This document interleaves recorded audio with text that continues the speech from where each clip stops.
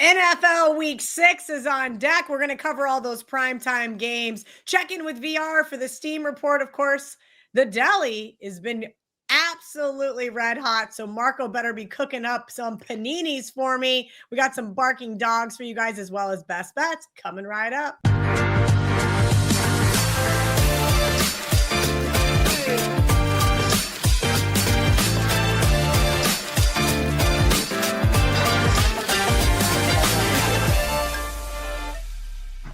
Kelly Stewart here, joined by Gianni the Greek, Marco D'Angelo, and we're going to get right into NFL Week 6 for you guys, starting with Thursday Night Football. Marco D'Angelo, you're going to be up first here. Eagles, 7.5-point favorites at the Giants, 41.5. Big-time rivalry game, except for it's not. Our producer Dan just casually reminded all of us how the Eagles have dominated the Giants for a better part of 2 decades, which kind of has me thinking, do I just take the easy way out and tease the Eagles here? I can't argue with that, Kelly. Get the Eagles down to just win the game. That's probably going to be on a few of my tickets as well this week. But when we break this game down, let's start with the fact that last week we cashed going against both of these two teams. And why? Well, because they were both in what I felt bad situations.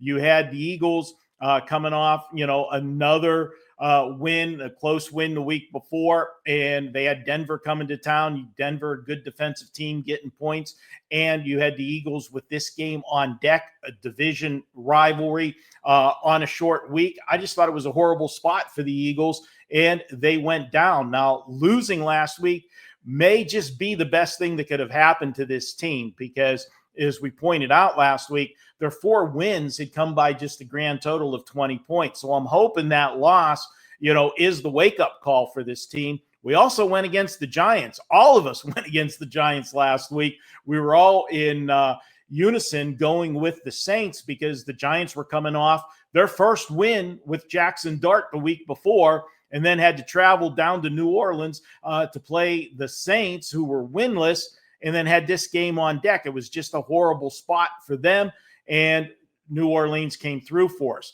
Now, playing on a short week, you've got to figure that the advantage goes to Philadelphia. Even though they're on the road, it's a short trip to go to play the Giants. But I'm looking at it from the aspect of the 2 starting quarterbacks. You've got to get a rookie quarterback that's only made 3 starts prepared for a tough game in 3 days to play on Thursday night, as opposed to a veteran quarterback like Jalen Hurts. And for the love of God, will you please run the football, Philadelphia? I don't care if you're struggling running the football. You got to have some balance. 11 times you ran the football last week. And I might add, you had Barkley in your backfield, all right? And you also had a double-digit lead. How you only ran the ball 11 times is beyond me. You got to balance the offense to keep the defenses honest. And I think that they will have some success in this game against the Giants defense. We're going to go ahead, take Philadelphia. I'll lay the points. I'm calling for Philadelphia to get the win in the cover, but I'll be honest with you. I think the safer bet in this play is to use Philadelphia on a 6-point teaser. You don't want to use a 6.5 or 7 and pay even more juice. You want to get this at that 125. Shop around the houses that you can find the 125 or better. There are some out there. There is one here in Vegas, and that's where I put all of my teasers. Go ahead and take Philly to cover, but I'm going to have more teasers in this game, Kelly. All right, Marco, now the comment section is going to ask where that casino is in Vegas. That is unbeknownst to me. Who has minus 125 teasers still in Vegas? This is shocking that it's them. It's Caesars that has 125. Wow. And the situation, if you remember, VR will remember a few years ago in the playoffs, there was the first weekend of the playoffs. Every teaser covered. No matter if you took side and total. It matters. You're not supposed to tease totals. All right. Okay. And Caesars panicked. And the next week, they didn't take teasers the next week of the playoffs when all of the lines were 3, which that's when you want people to play Jeez. teasers. Okay. So they did everything ass backwards back then. And now they're the only one that has the 125 here in town.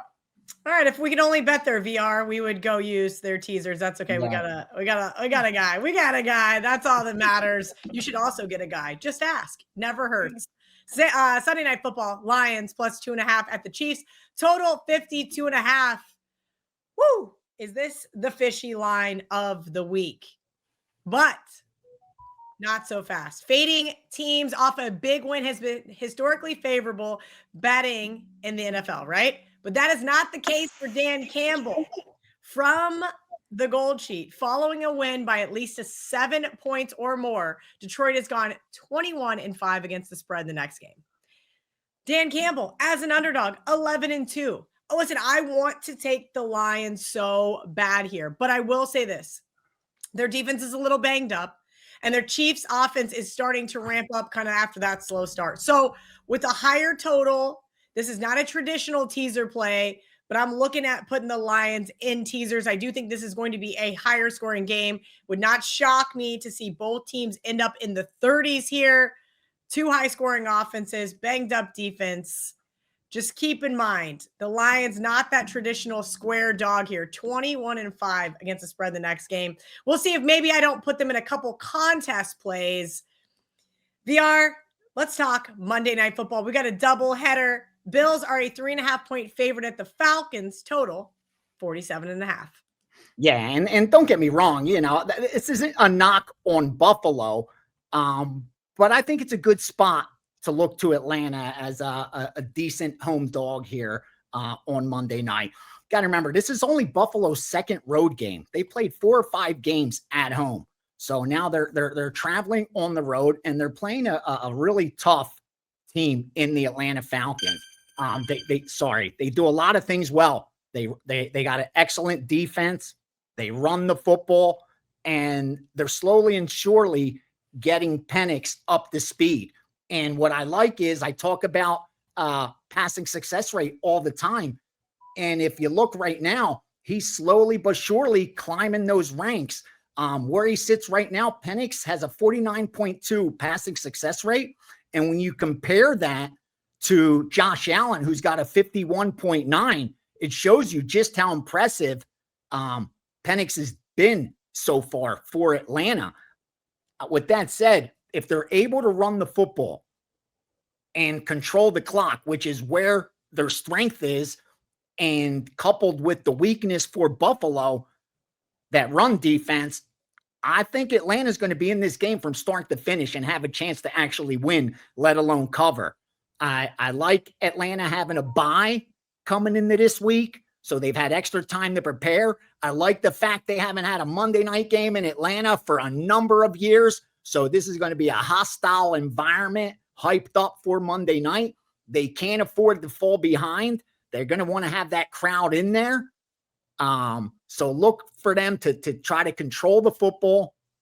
And more importantly, we finally have seen some cracks in Buffalo as far as turnovers. If you remember coming into the season, we touched on Buffalo was plus 24 in turnovers last season, number 1 in all the NFL. The number 2 team had only 16. So 40% less than what Buffalo did. And where they really did best was if you look at their fumbles, they captured 16 fumbles and only lost 2. So 18 times the ball hit the ground and they recovered 16 of those. It's 50-50 when that ball hits the ground more times than not. So it shows you just how lucky they got. That's not going to continue forever. I think we're starting to see that. We could force some more turnovers. Atlanta may be that money line play, but at 4, I like the Falcons. Wow. Falcons to shock the world in the first Monday night game. Marco, do you think the Bears can shock the world? Plus 3.5. I know they're a little underdog on the road at the Commanders, 50.5. Daniels looked pretty good in his return there last week versus the Chargers after they got down early, but now they're back at home. Talk to me about this Bears team off a bye.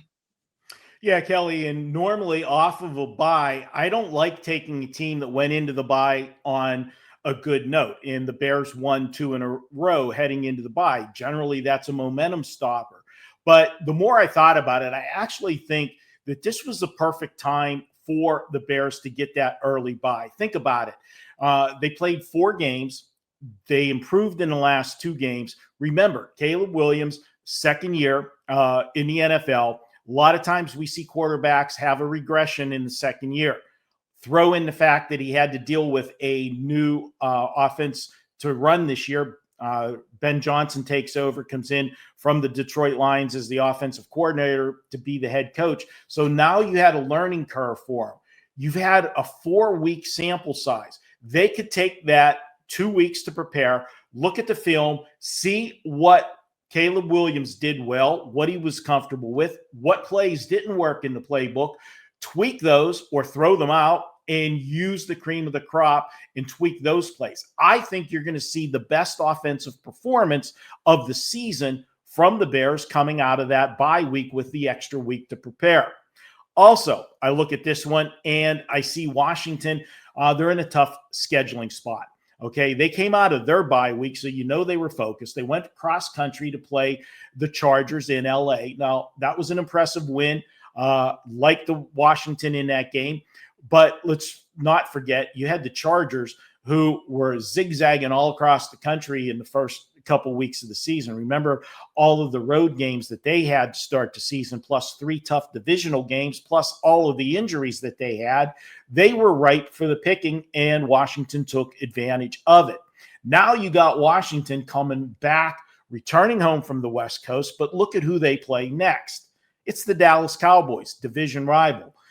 This is what, I could have used this one in a sandwich spot as well. And for the last factor, do you think the Bears remember last year's game against Washington? If you don't, I'll remind you. Washington was losing until the final play of the game.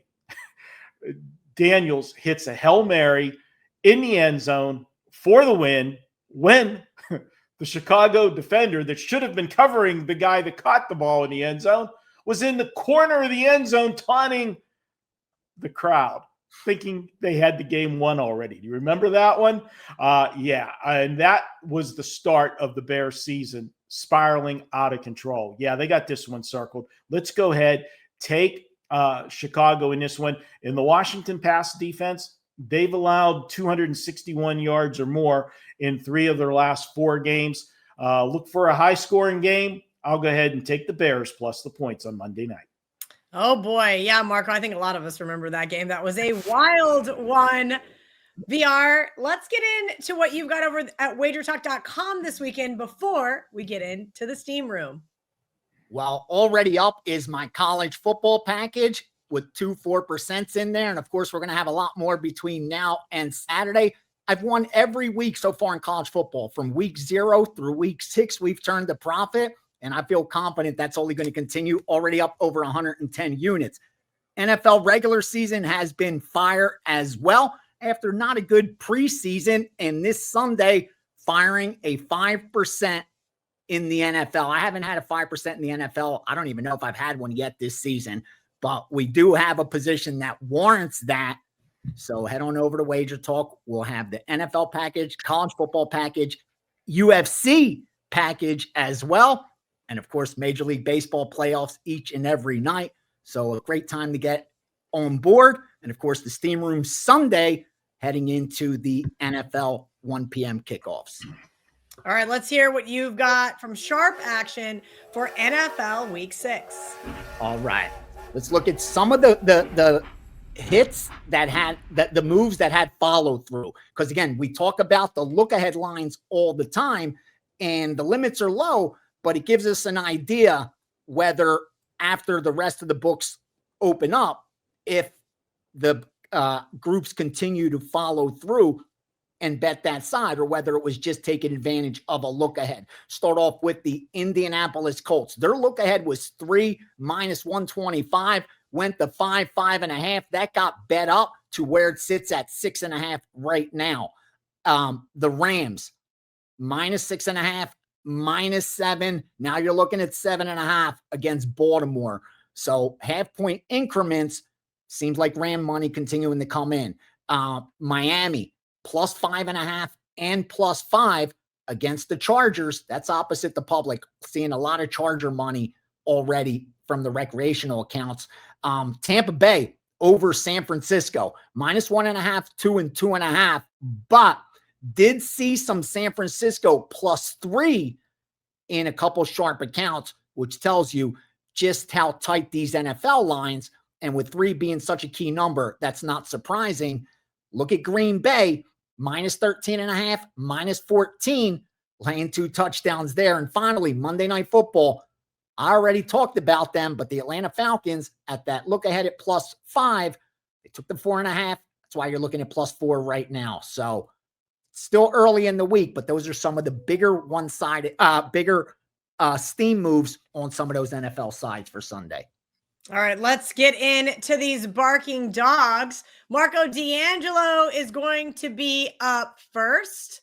This is an interesting one. We've got a new quarterback in Cleveland. Well, I guess he played last week, Dylan Gabriel, but Joe Flacco is no longer his backup, which I think it means Shedeur Sanders would be if he goes out. But you like the Browns plus 5.5. No, I think actually when they did the depth chart, it's Dylan Gabriel is the starter, player to be named later is the backup, and then Sanders is third on the depth chart. But you got to love the AFC North.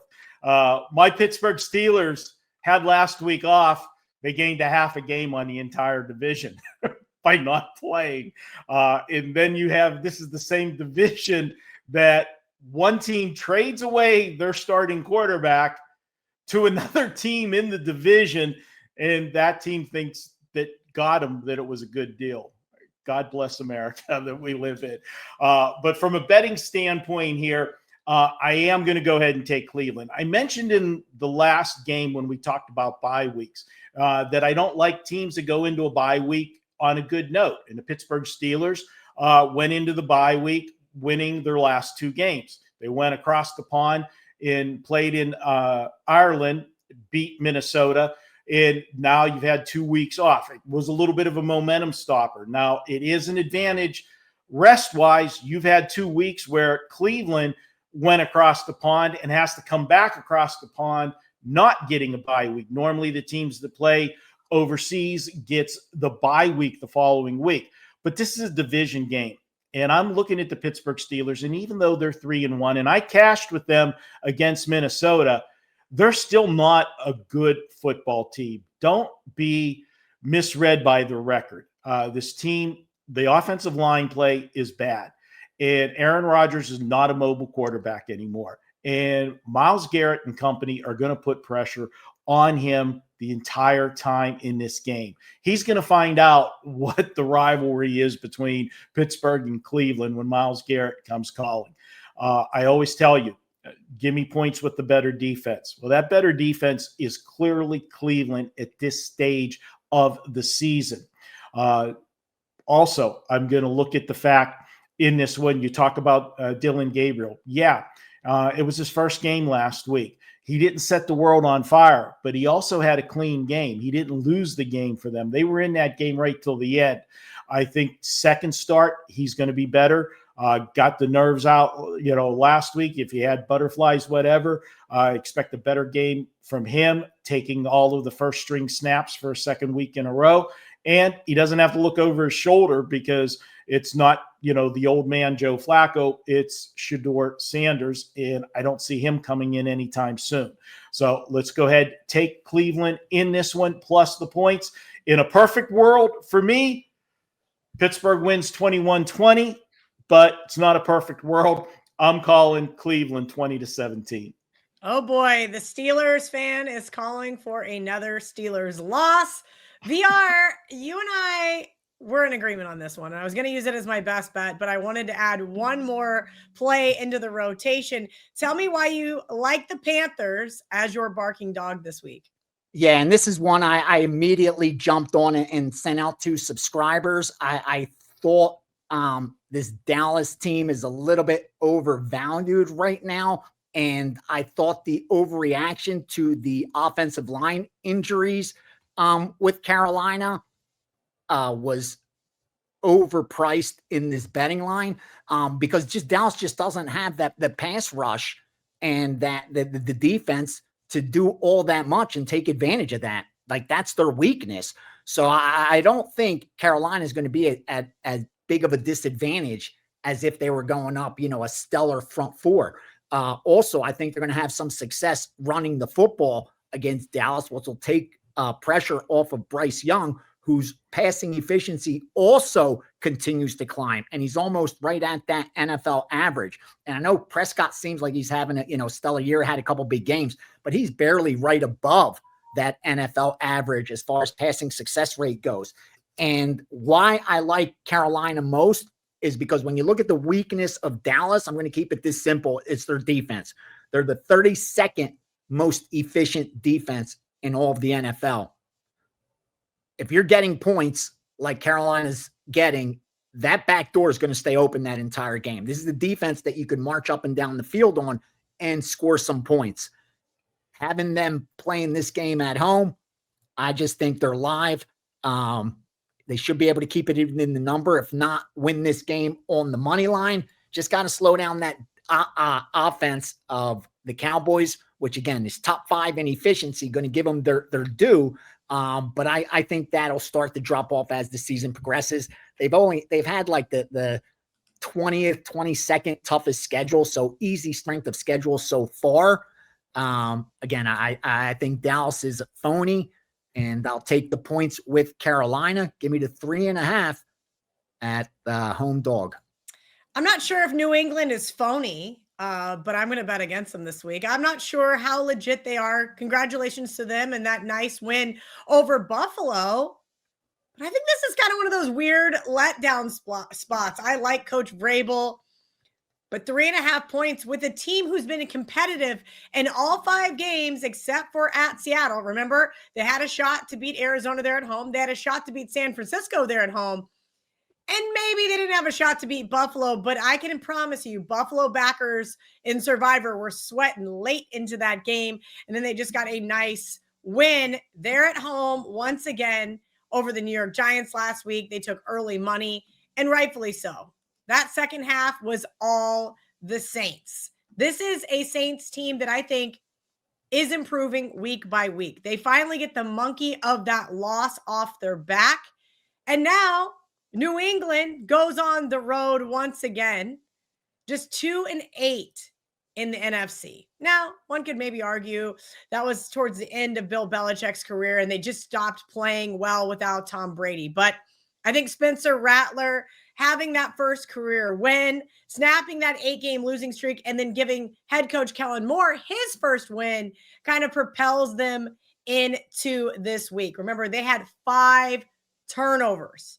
This is defense comes to play. You can tell the Saints team is hungry. I think we see a less than stellar performance by the Pats. So give me the 3.5 here with the Saints. I think they can win this game at home.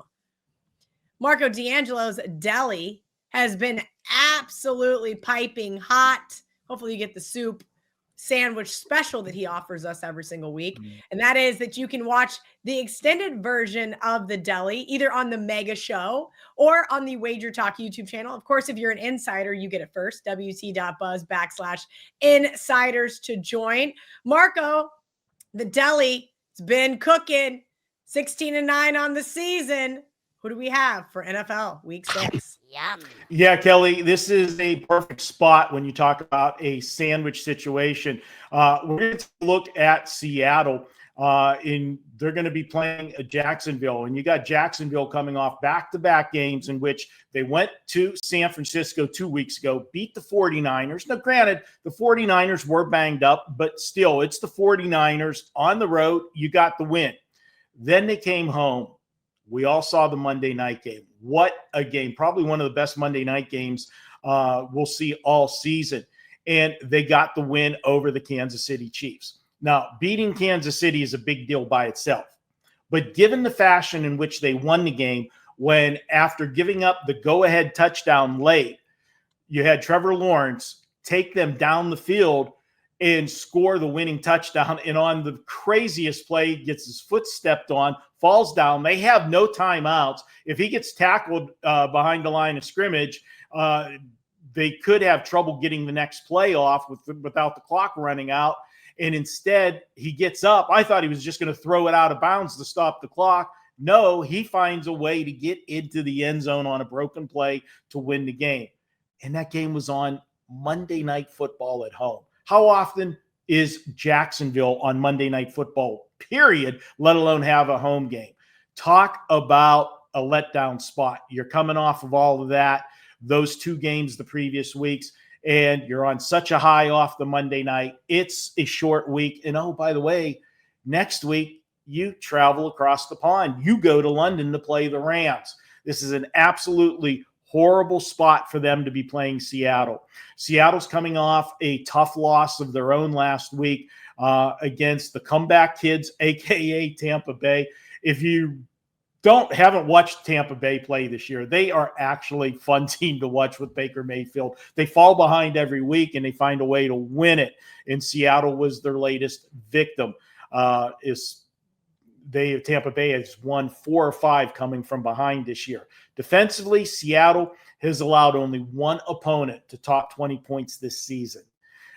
This is just, you add in the scheduling, the short week, who they've played, that monumental Monday night game, going to London next week, in Seattle coming off a tough loss at home last week with a bad taste in their mouth.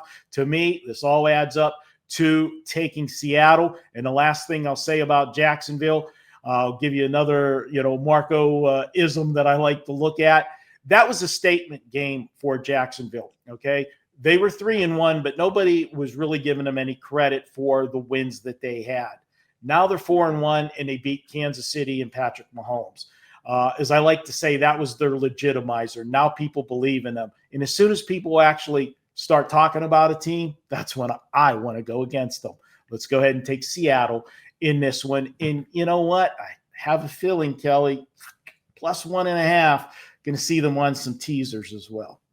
Yes, we are going to see them on some teasers. I've already done it. I broke VR's rule. Don't tell them, okay, guys? Don't do it. The teasers have done really well outside of last week. And a team named the Ravens. Yeah. We're getting into best bets right now. VR, what are we doing here? Yes. I don't care. Listen, I will go down fighting that I am comfortable making this bet, and I feel extremely confident, Kel, that I'm so getting the best of it. This is such an overreaction to Baltimore. Let me just take you back real quickly. They lose in the playoffs as 1-point favorites. 1-point favorites on the road at Buffalo. They lose that game by a point or two. They come back the following year. They're still 1-point favorites on the road at Buffalo. They lose that game in the most improbable fashion, okay?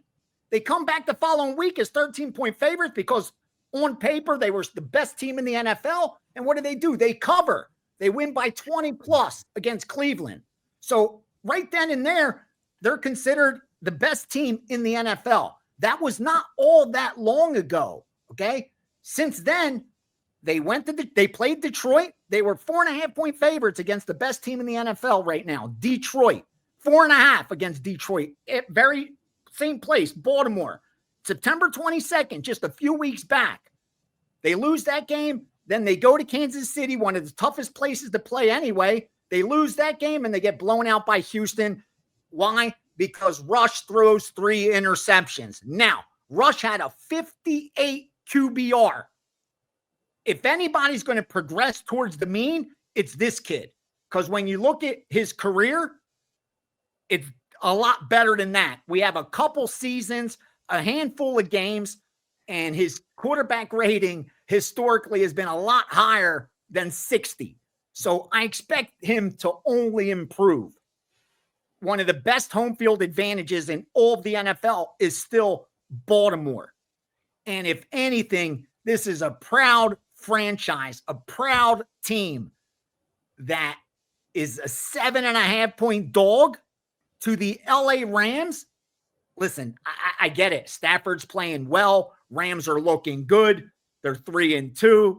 above 500, coming off what? A loss, so expecting them to bounce back. It was a tough loss to San Francisco. I don't see it. I like Baltimore here. We have another team traveling from the West Coast to the East Coast, giving way too many points, Kel. I think Rush improves off of that performance. I think Baltimore has some pride, and I think power rating-wise, this is foolish because when I look at the Rams, offensively, they're barely a top 15 team. The weakness for Baltimore has been their defense, but fortunately, they're not playing the most stellar of offenses this week. I'm telling you that. Take the 7.5. It's a gift. Sprinkle the money line on Baltimore as well. Don't be surprised if they get the win and move to 2-4. All right. That is certainly a brave pick. I have a feeling the whole world is going to tease the Rams. So good luck for those that have better stomach than I do. I can't back the Ravens a second week in a row. Marco, a team that you want to back here, and I'm not against it, but talk to me about London and why we're taking the under. But before you do, 7 days of picks for $77, just $11 a day. What do you have to promote now over at WagerTalk.com? Kelly, 7 days, all access right now. Every sport is going on but one. And that one that's not going on will start next week. That's the NBA. Take advantage of that 7-day all access. You'll get every play. It includes all 5% plays. 5% plays sell for $35 by themselves. You're going to pick up 7 days for $77. It's the best way to go. You'll never miss a play. And when you're an all access client, if your handicapper puts a play in, say on Tuesday for Sunday, you get an email notification immediately about the play, so you get the best of the number as well. It's the best way to go. Don't wait till game day. Sign up for a 7-day all access. And we've got a big weekend planned as well. We are number 2 in money won over the last 2 years combined in college and pro football. So be sure to check myself out and all of the great handicappers at WagerTalk. Kelly, we're going to head over to London. Another one of these early games. I hate getting up at 6:30 to watch football on a Sunday morning, but we've got Denver and the Jets. And when you look at this one, Denver is coming off back-to-back wins where the Jets, well, they can't get out of their own way. 0-5, and the Jets' defense has been absolutely non-existent. Every opponent has scored 27 or more points against them. So with that said, the knee-jerk reaction would be either to take Denver and lay the points or take the over. But I'm not doing either, and here's why. This is a tough scheduling spot for Denver, because this is going to be their 4th road game in 5 weeks. And you can't get a longer road trip than heading across the pond to go play in London. The one thing that Denver has going for them, and it's been a consistent all year, has been they've got a strong defense. And as you know, the saying goes, defense is travel. Well, I'm looking for that defense to travel to London and be the best unit on the field on Sunday. And you look at the Jets, I think Denver's going to exploit the fact that the Jets have an inability to stop the run. And by running the football, Denver will shorten the game, get in and get out, which they want to do. Also, if you're running the football effectively, that gives you better down and distances when you do have to pass the football, and they can protect Bo Nix. Bo Nix has had an up and down season. There's times that he looks like a second-year quarterback in the NFL, and there's other times that he shows some of the brilliance that he flashed last year as a rookie. But he has been inconsistent, and they want to minimize the mistakes. Well, when you're running the football effectively, that's the best way to minimize mistakes. With that said, I look for this to be a quick game and lots of runs by Denver, and especially when they get a lead on the Jets, and that's going to lead to an under. My projected score in this one is Denver 20-13, which would cover the point spread if you want to go that route, but I am looking at the unders. I think this one goes well under the 43.5. I owe you guys an apology because I was picking disgusting dogs this week in the NFL regardless. I went back and forth between Miami and this play and who I was going to use for barking dogs. And look, it's gross. bottom line, taking the Titans off that crazy win is not exactly the spot most of you want to do. Oh, Kelly, the miraculous upset. What would the line have been if that touchdown would have scored and Arizona went up 3 scores? No, the line would have been the same. The line is the same as it was in July when our friends over at the Superbook put out these lines. Vegas -4. There's literally nothing different except for we're betting against the Raiders again. Do you think you can trust this team as a favorite? They have no home field advantage. Geno Smith has 9 interceptions on the season, and this is the worst start in Pete Carroll's career. I gave you guys the Colts last week, and everybody in the comment section told me how square I was. Call me square again for taking the 4.5 here with the Titans, but I think the Titans can take that momentum and turn it into 2 wins. Give me the Titans plus 4.5 for my best bet, NFL Week 6. Let's get that recap graphic up for everybody. From VR and Marco, and of course myself, we wish you guys a profitable NFL Week 6.